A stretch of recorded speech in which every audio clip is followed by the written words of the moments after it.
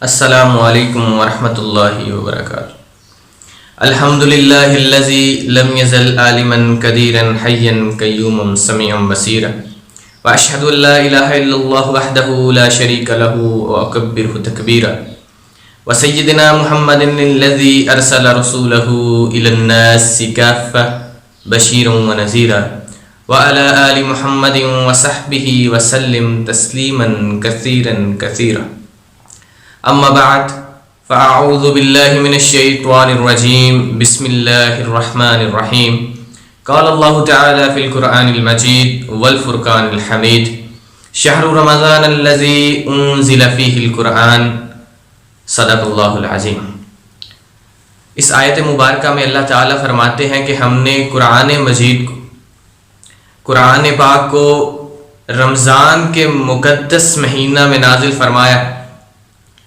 ویسے تو قرآن کو اللہ تعالیٰ نے وقفے کے بعد تقریباً 23 سال کے عرصہ میں قرآن مجید کو مکمل زمین پر اتارا، آپ صلی اللہ علیہ وسلم پر نازل فرمایا۔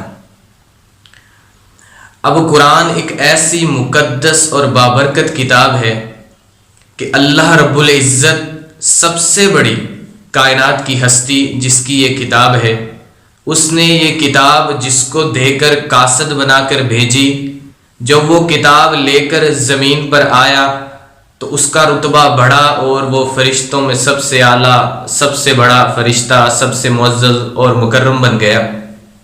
اسی طرح جب یہ کتاب جس نبی پر اتری، وہ کتاب سب کتابوں کی سردار، سب کتابوں سے اعلیٰ بن گئی۔ اور اسی طرح یہ کتاب جس سال میں آئی وہ سال افضل، یہ کتاب جس مہینے میں آئی وہ مہینہ سب مہینوں کا سردار رمضان المبارک بن گیا۔ یہ جس وقت میں جس گھڑی میں آئی وہ گھڑی عزت والی، یہ کتاب جس شہر میں آئی وہ شہر سب شہروں سے حرم والا شہر بن گیا، سب سے اعلیٰ اور برتر شہر بن گیا۔ اسی طرح یہ کتاب جس جگہ پہ آئی، جس سال میں آئی، جس مہینے میں آئی، جس وقت میں آئی، جس امت میں آئی، وہ امت سب امتوں سے افضل بنا دی اللہ تعالیٰ نے۔ یہ کتاب اتنی مقدس ہے کہ جس طرح جس جگہ سے گزرتی گئی وہ چیزیں بھی مقدس اور بابرکت بنتی گئیں۔ اسی طرح ایک چھوٹی سی مثال دے کر آپ لوگوں کو سمجھانے کی کوشش کروں گا کہ قرآن پاک کا جو اصل مقصد ہے، قرآن پاک کو ہم پڑھتے ہیں ثواب کے لیے، قرآن پاک کو سمجھ کے نہیں پڑھتے، قرآن پاک کو ثواب کی نیت سے پڑھتے ہیں۔ مگر یہ اسی طرح ہے، ایک چھوٹی سی میں مثال دیتا ہوں، قرآن کو ہم پڑھتے ہیں تو اس کی ہمیں نیکیاں ملتی ہیں، ہم اس سے خوب واقف ہیں کہ ایک حرف کو پڑھیں گے تو آپ صلی اللہ علیہ وسلم نے فرمایا الف حرف و لام حرف و میم حرف، ایک حرف کی آپ صلی اللہ علیہ وسلم نے فرمایا 10 نیکیاں ملتی ہیں۔ لیکن ایک چھوٹی سی مثال دوں گا کہ ہم ایک موبائل فون لے کے آتے ہیں تو اس کے اندر ایک ایکسٹرا فیچر جو دیا گیا ہے وہ ٹارچ کا ہے۔ اب ہم موبائل کو اس لیے خریدتے ہیں کہ اس میں ٹارچ ہے، میں نے موبائل جا کر دکان سے اس لیے خریدا ہے، میں موبائل کو اس لیے روز چارج کرتا ہوں کہ اس میں ایک لائٹ ہے، نہیں۔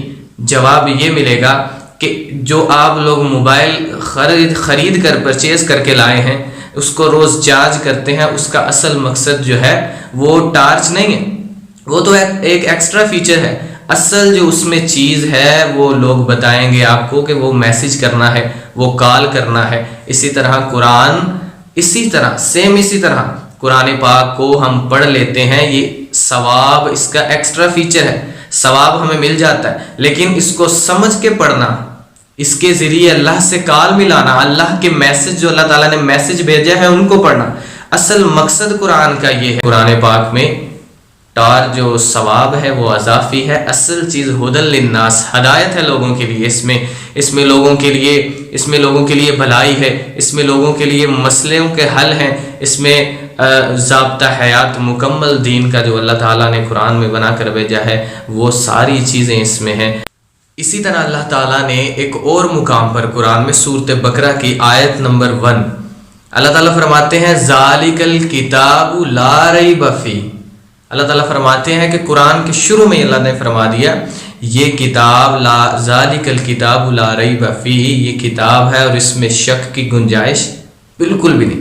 آپ پوری دنیا کی کتب اٹھا لائیں، کوئی بھی کتاب ہوگی اس کو پڑھا جائے گا، پھر اس کے متعلق عقیدہ بنایا جائے گا۔